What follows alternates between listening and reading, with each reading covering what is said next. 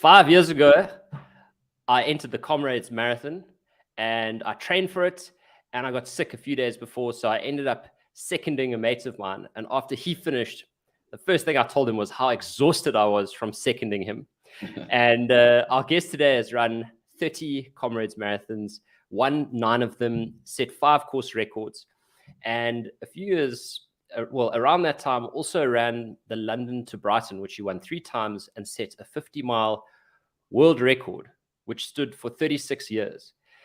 Since then, has launched the parkrun in almost 200 locations in Southern Africa with over or about 1 million subscribers, arguably the most successful runner and most influential runner in the history of South Africa. So I'm super honored to introduce you, Bruce. Welcome, Bruce Fordyce. Yeah, you can introduce me anytime you like. Very overgenerous. You didn't mention the Sydney Marathon, so I deliberately wore the T-shirt, just so you know. But there we go. Yeah. Did you win that as well? No. I won in the pub afterwards. Oh, awesome. So Bruce, there's a struggle story which I love, and I remember you telling the story briefly at one of the book launches way back, and you ran with a black armband during apartheid, and there was something about the cameras and the way they were treating you. Could you tell us that story? So that was the 1981 Comrades. What happened was in 1981 was 20 years of nationalist government apartheid rule. And the nationalist government decided to celebrate with a whole lot of tank parades and cultural events and fly pasts and politicians in those big, you remember those big Homburg hats, lecturing with their fingers like that and giving speeches. And sadly, Comrades agreed to be one of those events that would celebrate 20 years of apartheid. I don't know why, who was thinking what, but anyway. And at the time, I was a passionate student at Wits, and the campaign at the time for those who were opposed to the idea was no cause to celebrate. So everywhere you saw these T-shirts, no cause to celebrate and whatever. And so a lot of runners withdrew from the race when they saw that they were going to be part of this. But those of us who selfishly, like me, I knew I had a very good chance of winning because I'd had a 2nd and a 3rd place before that, and I was going for the win. We got together and decided we could still run, but we would show our displeasure by wearing black armbands. So that's what we did, and we naively thought that you could just go along and, show your displeasure, and you and I disagree, but we can run. But whoa, we were incredibly unpopular. And I need to emphasize it wasn't just me; it was a group of about 50 or 60 people in the race. But I was a high-profile one because I was out in front.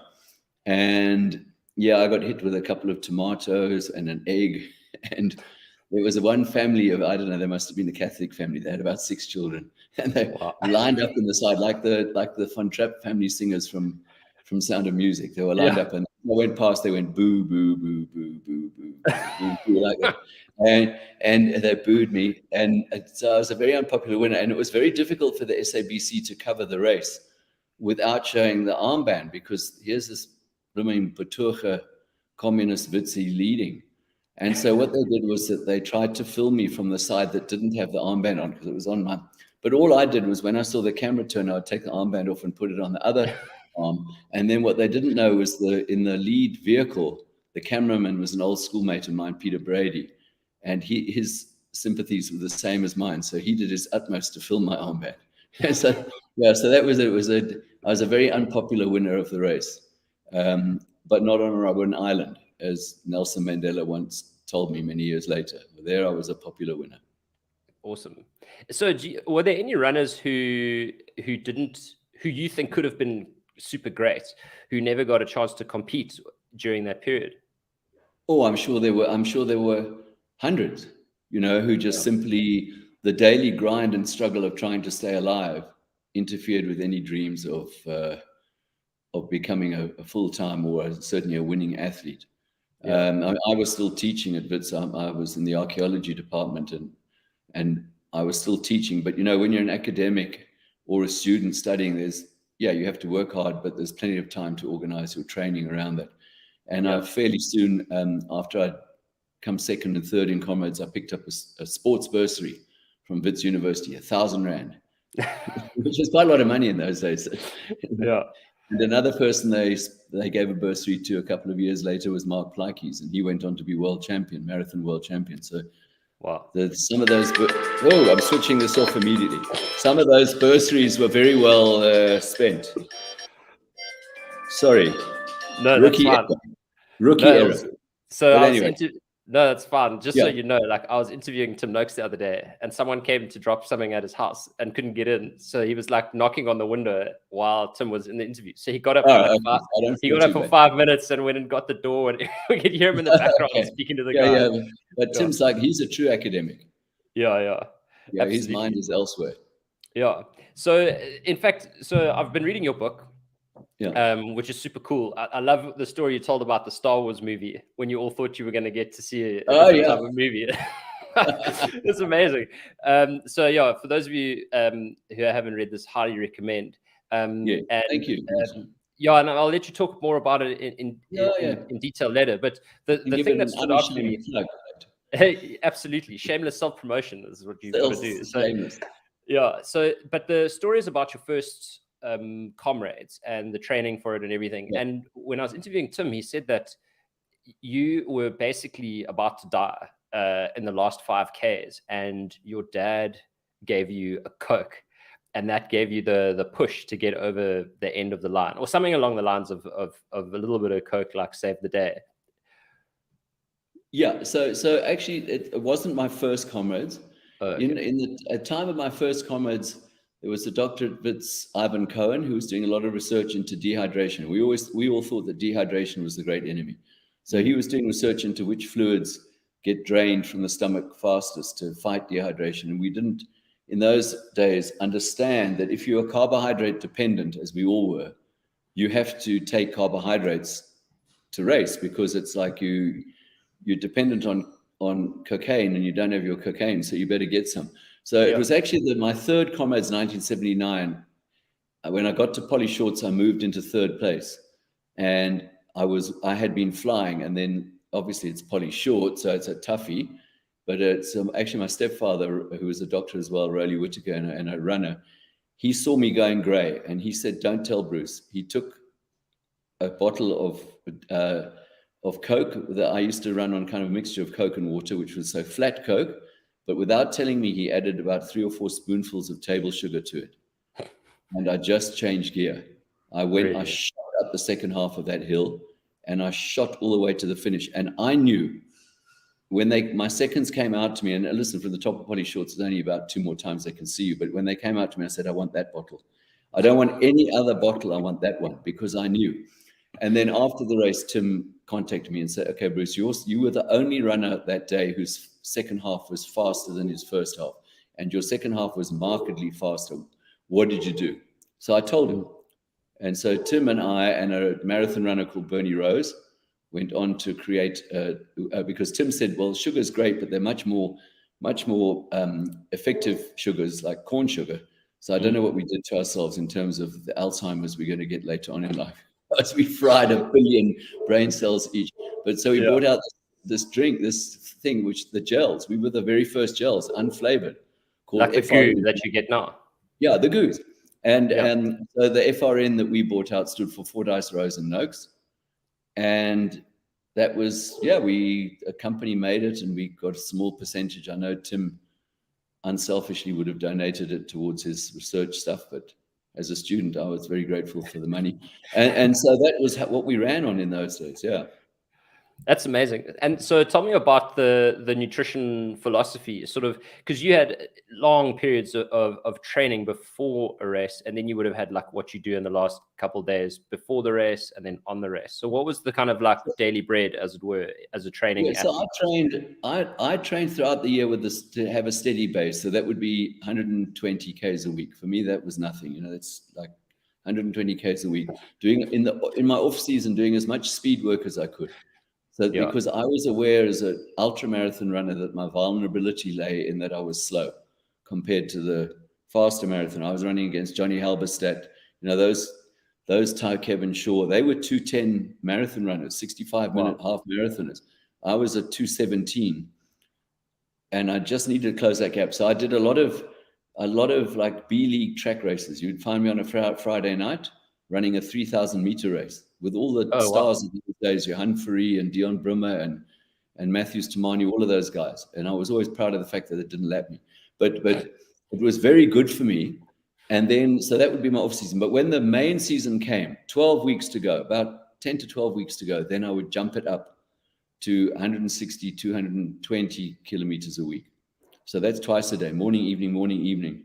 And then as it got closer to the race, then I would start throwing a bit of quality to sharpen up. So I didn't have to do a long run to find out whether I was ready for Comrades. I didn't need to do a 60K, although I did do 60K training runs very slowly, but I didn't need to do one fast to find out that I was ready to run Comrades. What I needed to do was break 30 minutes for 10Ks. And that I would do quite regularly, like at 29:50. If I could do 3 minutes a K for 10, then I knew I was ready for Comrades. And so that I would bump it up. But then I also was a huge fan of a long taper. So 3 weeks before race day, I would start to cut my mileage drastically. It's still doing the quality, so I'm staying sharp, cut the mileage. And then with 1 week to go, I used to do with a few of my friends a thing called the Sultan diet. The Sultan diet was a diet. You mentioned that in the book, Yeah. The Swedish long-distance cyclists invented it, and it was brought into running by one of the great heroes of marathon running, who sadly had just recently died, Dr. Ron Hill. And notice I'm saying doctor because he had a PhD in chemistry. And he brought it into his own marathon running, and he swore by it. And that is that you go for a last longish, like a 25 kilometer, 7 days to go training run, where you deplete all your glycogen stores. And then for the next 3 days, you cut out all carbohydrates in your diet, and you carry on running. So essentially you go Banting, but he would never have known of that expression. None of us would have. And that was for us the tough phase. I could never have imagined trying. I can't imagine, in those days, I could not have imagined trying to live on that kind of a diet for more than 3 days. I was nearly demented after 3 days. And what I did with the discipline is every time I saw something that I wanted to eat carbohydrate-wise, I would buy it. So I would buy a jam donut, but I would put it in the fridge. And I would buy a block of chocolate and I put it in the fridge. I'm not eating. And then on the fourth day, you switch and you stop training altogether and you just eat carbohydrates. You don't pig out, but every time you have a meal, you eat carbohydrates. And the idea was that your carbohydrate stores loaded. You had a liver with an excessive load of glycogen, and now you've got an extra big fuel tank for the 90 Ks. Now, I have no idea why it worked, but I wrote in my book about how I understood how Iron Age peoples smelted iron. And when they smelted iron, they did all the correct scientific steps, like hardwood. They used bellows to get the oxygen in. They used termite mound earth to make their kiln, because that can take ferocious heat. But then they also did some steps that are not necessary to smelt iron, like they put mooties in and they drank beer and no women were allowed to be present. But they got the recipe right every time and they smelted iron. So they didn't leave out a step. So I don't know if the diet worked or not, but I got the recipe right every single time. So I didn't want to leave that out. And Ron Hill swore by it. He swore by it. And on the diet, back in those days, he won the Commonwealth Games, the European Champs, the Boston Marathon, and the only one that he failed on was the Olympic Marathon. Why? Because the 3 days of the diet, of the carbo-loading phase, the Israeli athletes massacre happened in 1972. And the Olympic Committee made an extra day of no athletics, mourning the dead Israeli athletes. And so Ron was on 4 days. He still blamed, he had to go 4 days carbohydrate. He said he felt heavy. Because of course, every gram, I don't know, I'm not that, but every gram of carbohydrate you load a gram of water. So it's kind of, it's 4 actually, So it's but there you go. Yeah. Well, that worked for me perfectly, and I never changed it, and I smelted iron every time.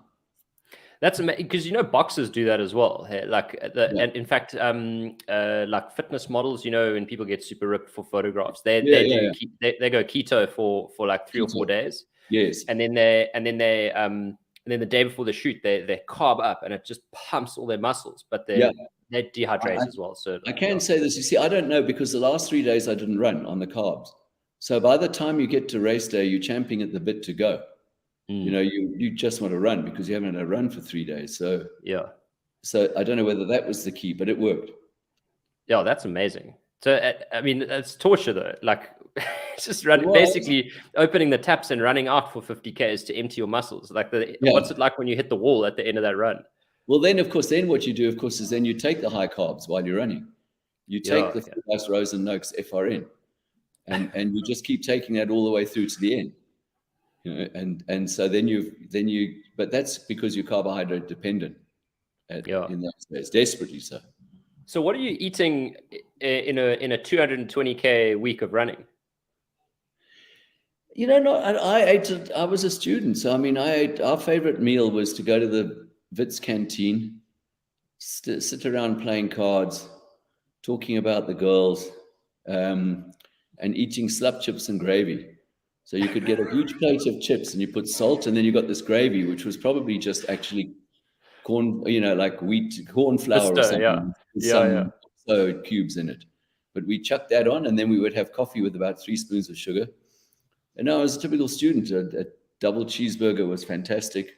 If I went home to visit the parents, then I'd eat mom's food. You know, just high carbs back in those days. And then, of course, being a student, there was a place called the Devonshire Pub. The Devonshire Pub was bad news. So lots of carbs consumed there as well. Lots of carbs. Coming home, because when I was postgraduate, then I started living in a flat in Braamfontein.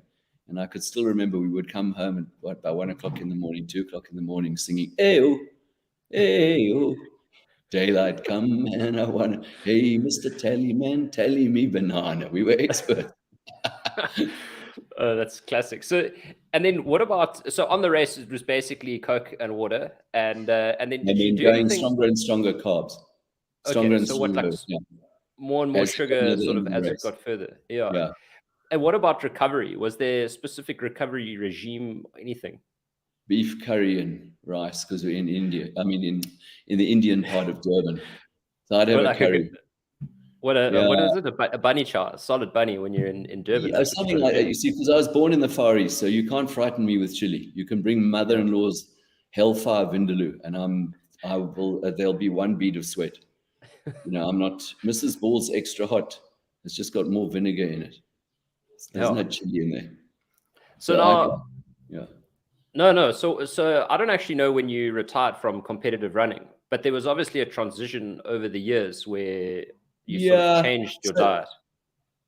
Well, and then I kind of when I lost comrades for the first time. The fact the last one that I won, my sister lives in London, and she had never been out to see me. So the last one that I won, 1990, she came out to watch me run comrades, and the Comrades Association treated her like a VIP, which was wonderful. They put her in the lead vehicle, and she watched the whole race. And she was the first one to hug me when I crossed the line. But she still reminds me that when I crossed the line and I hugged her, I said, "It's over. I won't win another one." Because that one I was very lucky to win. Mark Page had an insurmountable lead, and I was not going to catch him, but then he started walking. And then when I saw him on Polly Shorts, but I'd given up. I was settling for second, and then I saw him on Polly Shorts. And when I saw him, that was like the red rag, you know, and I was off. And then I got him and I passed him. And so, but I knew that race was given to me. I didn't win it. It was given to me. Just hang on a second. Let's just go and unpack that for a second here. If he bombed out because he pushed it too hard or wasn't prepared enough to finish the whole race, doesn't that mean that you won fair and square? Yes, but I think Mark, he might have. So what happened was he was 10 minutes ahead of me at one stage, and then the gap went to 8 minutes, and then it went to 6 minutes. So maybe the pressure of knowing that Fordyce is coming might have got to him a little bit. And he was very inexperienced. If he'd had a decent team of seconds with him, I'll tell you, Alberto Salazar, when he won in 1994, he was broken, absolutely broken, going up Polly Shorts. And Nick Bester was coming like a train. But he had Ray Wixell seconding him. And Ray Wixell is an athlete and a runner. And Ray said, "Yes, he's catching you. He's catching Alberto. But if you just don't walk, he will run out of real estate to catch you. He will run out of distance." And so that's what Alberto did. He just hung in, you know. So I think maybe if somebody had talked Mark through, he might have. You get to the top of what you see. I caught him near the top of Polly Shorts, and then I went past him. If you can get over the crest of Polly Shorts, it's kind of 6-7 Ks downhill, and well, there are a couple of hills, but you're kind of home and dry if you can get there, because the person chasing a mental barrier to get over. Yeah, but you've got to get over that. Yeah. Okay. And so, so then after that, you sort of tapered off slightly, and then Yeah, and then I carried on running, and I'd still raced a bit, but it was over at Comrades and things like that, so I wasn't going to get a marathon PB. In fact, the PBs were over, and so then I've always been in running for life. I'm not going to stop. At the moment, I've got a stress fractured ankle from the two oceans, and I've got no cartilage in my right knee. My family wants me to stop, and I said, "Do you want me to stop? Because then I'll be the grumpiest, worst, most unbearable person to live with. Just let me hobble around. At least I'm just not going to do any ultras, and stuff like that." Yeah. So what happened when you discovered Banting? So the only reason I know you discovered Banting is because I actually met you at a launch in 2013 or 14. Yeah, so what happened was, as with all of us, just middle age spread. I mean, I just started to get larger and heavier, and I couldn't believe it, because all my life I had been absolutely, the skinniest guy. I loved my rugby at school. What was I? I was a number 9. I was a scrum half. That's the only position you can put me. The smallest guy, the one who causes the most trouble, like the Jack Russell, but he doesn't do any of the action in the scrum. And then suddenly this thing started happening to me where I just was getting heavier, and I carried on. By the way, as you said in your introduction, I ran 30 Comrades. Well, some of them I did in 10 hours with buddies and whatever. Not worried about my time, but there was a photograph of me crossing the line in the two oceans, and I looked at it and I thought, you've got a book, because I had just crossed the line, and as you cross the line, I'd relax. Yeah. I had this book, and I thought, nah, that's not a book. What it is, it's your number. Your race number has curled round and folded around. It's just, and the shadow. And then I looked at it a bit more closely, and I thought, you've got a book. And then there was a great photograph of a whole bunch of us who had gone on holiday, great friends in Mozambique. And there was a photograph of my mate, Gary Harlow, coming out of the water after doing some body surfing. And he looked strong, but big, And I said, what a great picture of Gary. And Jill, my wife, said, no, Bruce, that's a photo of you. Oh, my God. Okay. So, and then I went, and then I used to have an annual, executive medical. And my doctor at the time looked and said, no, Bruce, as usual, all your markers, everything's wonderful. But we just can see that your liver's starting to take a bit of a hammering. And I thought, well, that's alcohol. And then I thought, no, it isn't, because I've actually been going through quite a quiet few weeks. It's actually my liver's trying to cope with the carbohydrates I'm hitting it with. And then all these things came together. And I don't know what, I'm chatting to Tim and then chatting to Sean Micklejohn, who won the 95 Comrades. He got as large as anything. He ran 20 Comrades, then he gave up. He's told his family, I've won it, I've reached a dream, I've got several gold medals, I'm retiring after 20. And after 6 years, he was enormous. And he went back to his family and said, guys, I have to run again, and I have to diet. And I saw him at a Comrades function, and he'd got thin again. I said, Sean, what have you done? And he said, Bruce, at our age, we have to diet. We have to think about it. And I thought, I don't get it. I'll just, being lazy, I'll double my mileage, I'll go start running again. And it didn't work. And so one day, I wish I had marked the day. I just came down for my morning run, and I always had a cup of coffee, 2 or 3 spoons of sugar. And I just thought, this morning, no sugar. And I hated it. And I went out and I ran, came down the next morning. For 2 weeks, I hated it. Hated no sugar in my tea or coffee.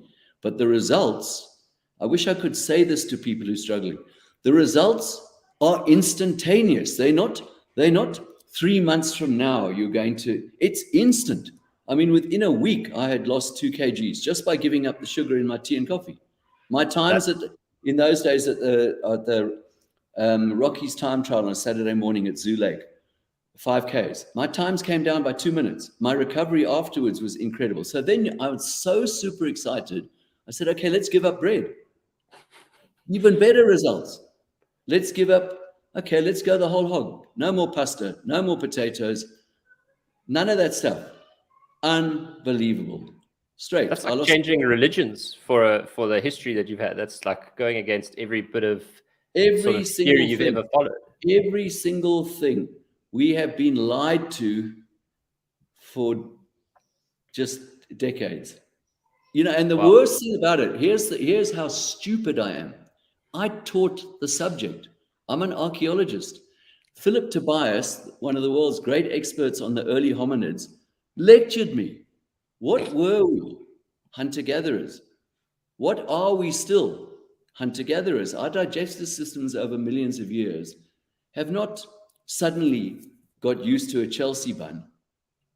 These digestive systems are designed to eat animals, and especially we've got the excavations of the fires. We cracked open the bones of the animals and ate the marrow. And yes, some berries and bitter fruits in season and the odd leafy green vegetables or something. But what we really wanted, and we were the greatest hunters ever because we chased after animals and ran them into exhaustion. We can sweat. We've got great springs and ligaments and tendons and whatever. And we've forgotten it. We've forgotten it. And now the powers that they don't want us to find out. Because so there's in junk food and in carbohydrates. Pharmaceuticals. Yeah, you got to have your five vegetables and fruits a day. Absolutely. And the health breakfast they serve you at breakfast. What's it? 11 vitamins, minerals, and iron. And whatever. That's the least healthy thing on the breakfast menu. But anyway, listen. Yes. You know. But anyway, worked for me. And I don't want to sound evangelical, you know, because people can get so upset. And I'm not so rude that if I came to your place and you have made me a pasta, you know, I will eat it and I'll enjoy it. But the next day I'm back on the program.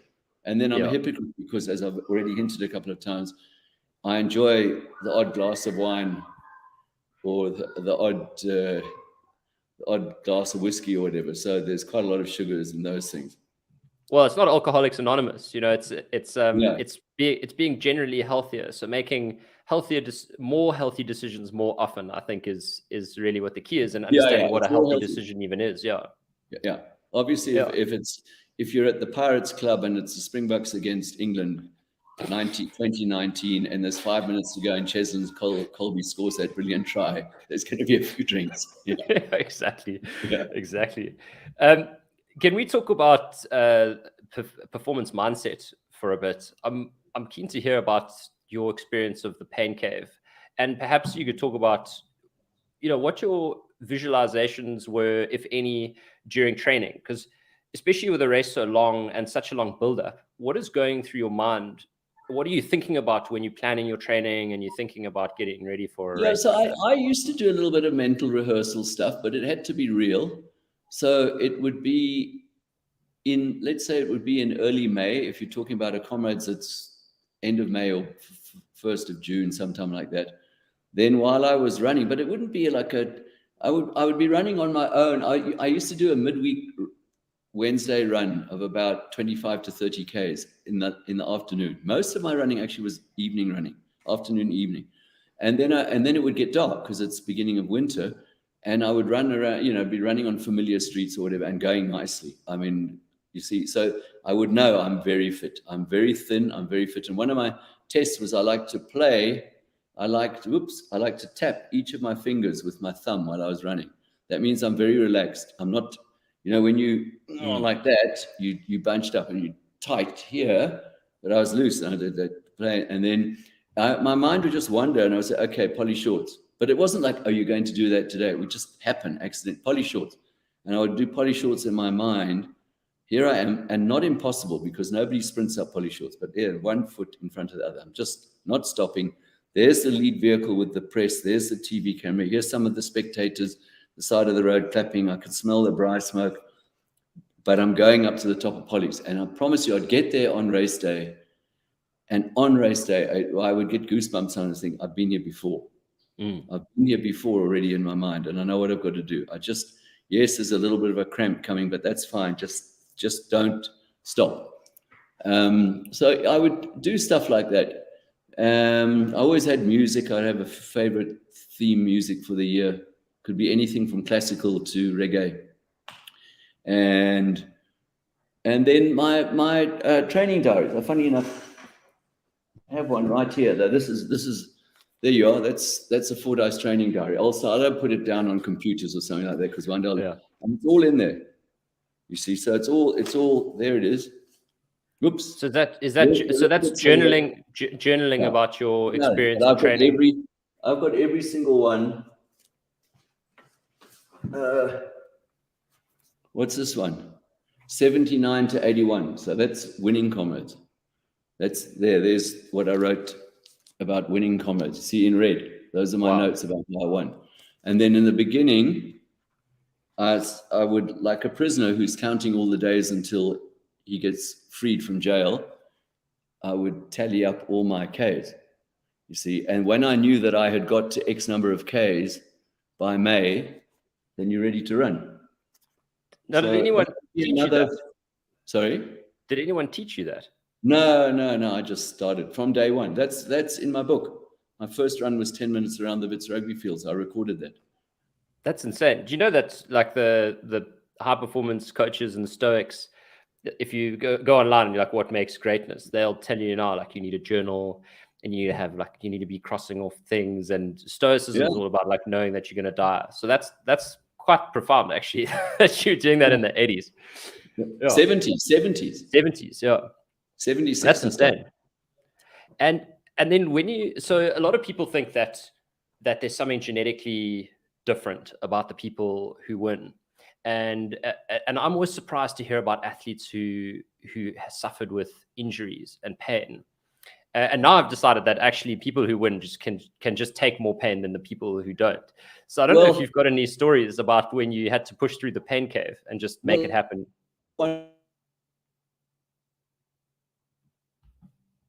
Oh,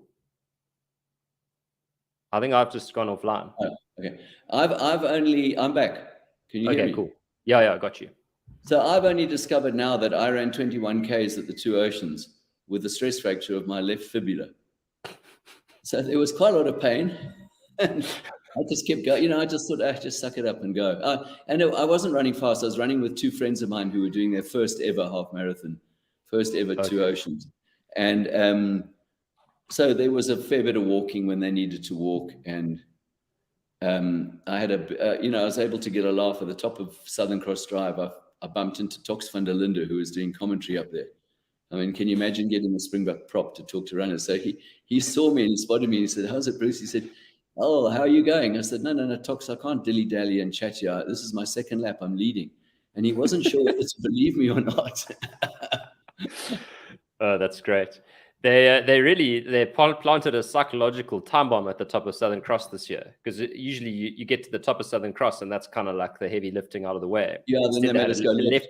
Turn up the hill. That little kink. But anyway, so I mean, I obviously with pain, there is, I mean, but one of the things I used to say to myself, if you're leading and you're hurting, imagine how the other guys are also hurting, So it's kind of, and then I've got to say, every now and again, I'm sure it must be like a golfer who has 2 years of the worst golf he's ever experienced in his life, and then one day he gets a birdie or a hole in one or a fabulous round where he equals par or something.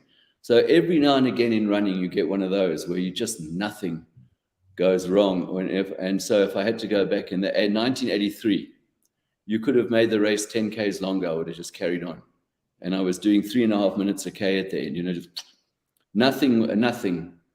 I was waving at the crowd. My girlfriend at the time ran out. I gave her a kiss. When you can do that kind of thing, then it's like perfect. And then I think 86 also had a fantastic run. 88 had a great run. But then the bad ones, like 82, 82 against Alan Robb. Oh, my dad held me up at the finish. So 81 was bad because that was the armband with the 85, I landed up on the drip, so it's just, it depends. Was it a hot day? Was it a cold day? What were the tactics like? But what I find is that in most cases, champions will find a way to win. So if you look at the most successful sports team of all time, it's the All Blacks. Their winning ratio compared to anything, you can bring in baseball, basketball, cricket, anything. The All Blacks win ratio, I know recently they've lost a few, but their win ratio is so high, and they have that ability in the last 20 minutes to go from being behind to just digging out to win, even if it's a bad win, it's an ugly win. They will just do it. So sometimes I think that's where winners are very good at just making it happen in the end. I think when I caught Mark Page in that 1990 Comrades, he probably got concerned when his second started saying, I'm coming. And then I was unkind because when I saw him, his wife had just come back from being with him with a bottle. And I did this. Oops, I did this with an imaginary gun. I went like that in front of her, which wasn't a kind thing to do. And I'm a nice guy, but I'm a horribly competitive if I've decided to be competitive, yeah. And so where do you find that extra gear? Is there a certain thing that you tell yourself, or is are there any sentences that come up for you? What's the narrative going on in your mind when you find that gear? So for me, it was always just to try and get 3 minutes. If I could get 3 minute lead in Comrades, that is, if I could get 3 minutes, because 3 minutes was almost a kilometer. And the other thing was just get out of sight. Just get out of sight. So I might work very hard to get around the next bend so that when he comes, you're not there. And it's little things like when you take a sponge and you sponge or whatever and you have a drink, you don't drop it. You drop it on the road, it's lying there. It's a sign, and it's got water oozing out of it. It's a sign you're just there. I don't like to pollute, but you throw it in the bush so that when he comes, there's nothing. You're gone. There's no sign that you were ever there. You're gone. You see, so it starts to give up. And in fact, I was not great to Mark that year because he's a teammate. But when I caught him, he said, "Who's coming?" And I said, "Hosea Charlie's coming. He's coming like a train, Mark." So that made Mark start thinking, "Can I hang on to second?" Yeah. Meanwhile, I didn't know where Hosea was. He could have been anywhere. I just thought of a name. I think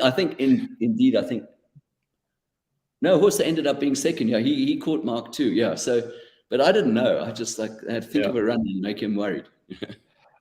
That's hilarious. So now you're trying to teach, well, not trying. Now you launched a business helping other athletes, even start their first Comrades. And I think, that's what this book's about. So why don't you tell me a little bit about why you wrote this book and who it's for? Okay, so don't get me on the subject of COVID, because I promise you this is not about that. But I can tell you, when everyone says all the disaster because of COVID and because of the pandemic, the disaster was because of lockdown that governments put us in. Lockdowns created it, not the pandemic. Lockdowns all over the world. Millions of people lost their jobs.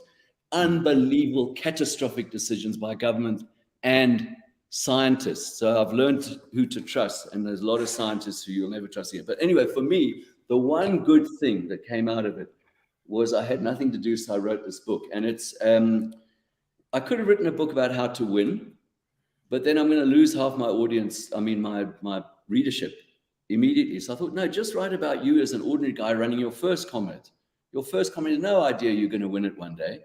And you made it a project. And so what I did was I took these very self-same training diaries and I just transcribed what I did. So my first run was 10 minutes around the Wits Rugby Field, June the 8th, 1976. And I could only run for 10 minutes. I didn't want to lose weight. I didn't want to get fit.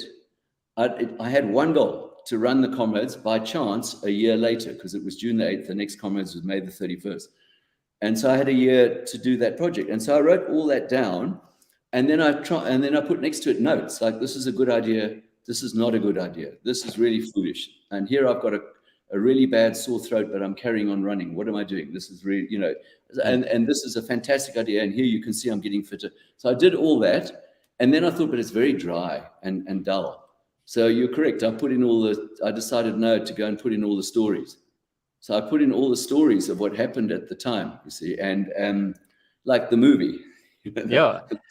When we thought we were going to see an interesting movie in menswear at Pitts, and instead it was Star Wars, and the politics of the time, because 10 days after I started running, 8 days later was June the 16th, and I got horribly caught up in that whole action. So I put all that stuff down into it, and I'm quite proud of it. It's kind of who my heroes were. Who inspired me, but mainly advice on how to run your first Comrades and what I did. And then obviously, because I chose my parents correctly, I'm genetically suited. I ran a silver first time. I mean, I ran a 6:45. Did you know you were a runner? Did you know you could be good at running when you started out? I was always, at school athletics, I would win. The teacher would say, Fordyce, you're good at the long stuff, so you're doing the 5,000. Then I would win it. But, winning at school, win the school cross country, I won that, but winning at Woodmead School for hippies, artists, poets, and general academics of the world, that's what they've all become. All my schoolmates say, thank goodness for you, Bruce, because we needed one sports element and you're the guy. So winning there doesn't tell you that you're going to win internationally. That's a different kettle of fish completely. So, but I knew that I was talented. But, Alan Robb that year, he beat me by an hour. So Alan won the 77 Comrades, which was my first. And I remember we invited him when I was at Wits, we invited him to be a speaker about 2 weeks before Comrades. And I remember just staring at him, thinking, he looks so ordinary, but he's won this race already. He won it once by that. He's won it. What's he got? I remember just, why? He just looks so ordinary.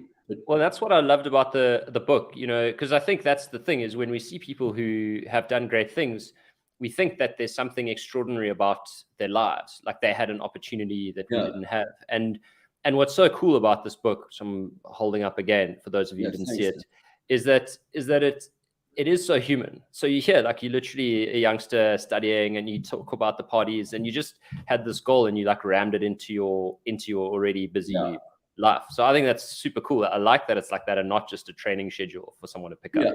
And then of course after that I was completely hooked.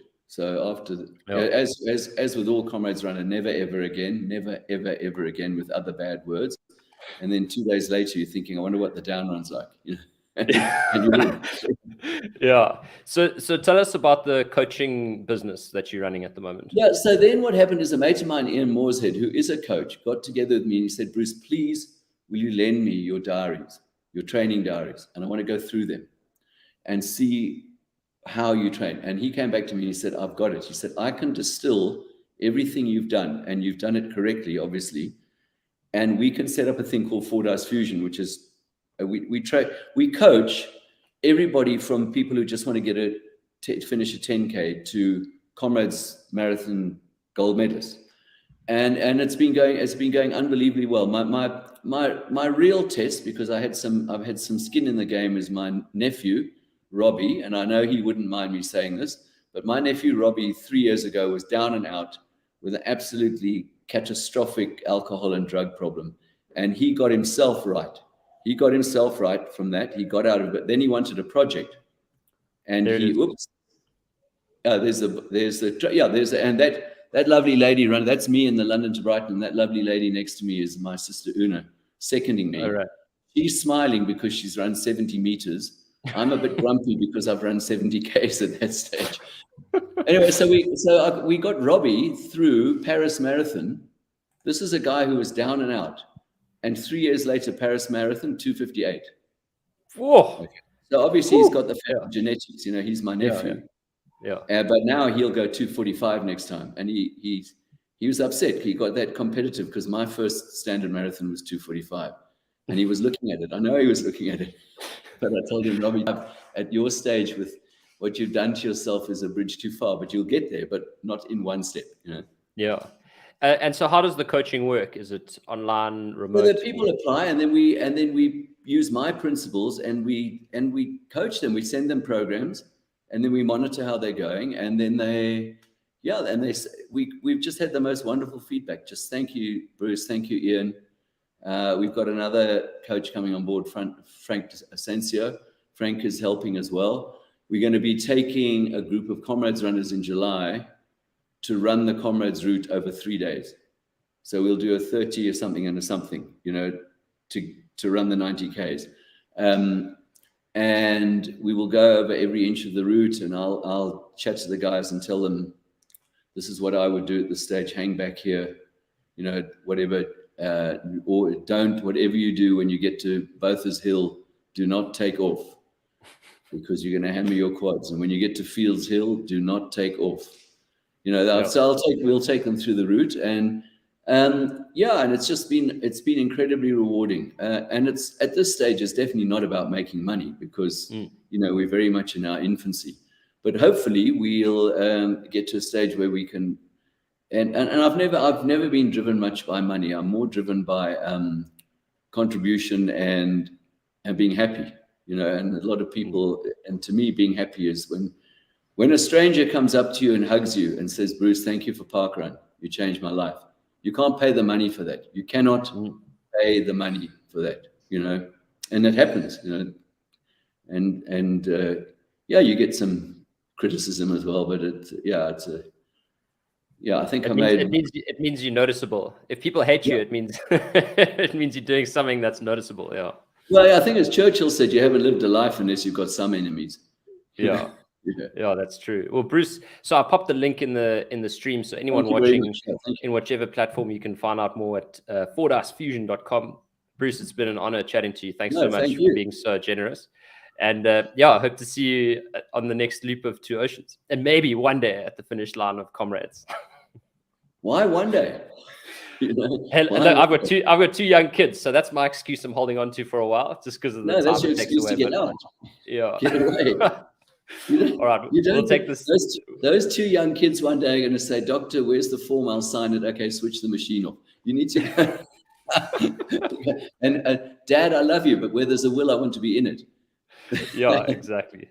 Awesome. Thanks so much. You do yourself a favor. It's a life-altering. So last thing I called it winged messenger, and it sounds like a very pretentious title, but it isn't, because the Comrades logo, this little chap here, is Hermes, and he was the winged messenger of the Greek gods, and that's the Comrades badge, the Comrades logo. That's what's engraved on the medal. Hermes was the Greek god of the roads, but he was the winged messenger, and he was the only god who had the power to go from the world of the past to the world of the future, to go to the world of the dead to the world of the living. And so he could bring you messages from your ancestors, but he could also bring you messages from the old you to the new you. And I always say to people, once you've run Comrades, you changed forever. You're not the same person after you finish. You just never are. You're bolder, you're braver, you're stronger, you understand you can do almost anything you want, and you become a winged messenger. So that's why I called it that. So it wasn't like a pretentious title. That is a compelling pitch. I'm not going to lie. Okay, Bruce, I'll let you go. Thanks so much again.